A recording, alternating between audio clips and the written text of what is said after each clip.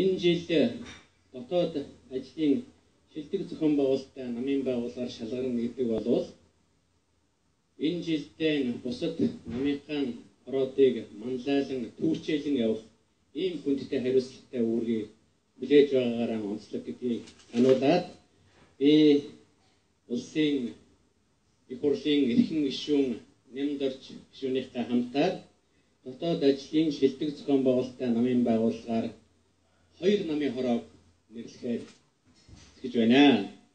Сэлэнг аймгийн намын хороо, Ховд аймгийн намын хороо тусад шалгарсан байна.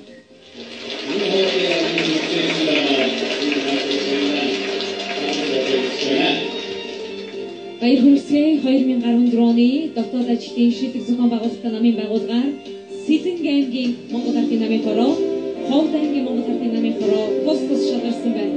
Баяр хүргэе Сэлэнг аймгийн Монгол Ардын намын хорооны дэд дарга Баасан сүргийн наран чия таныг, Ховд аймгийн намын хорооны дарга Дамжны асан донсог таныг шагнал гартан авно хэмээн орж байна.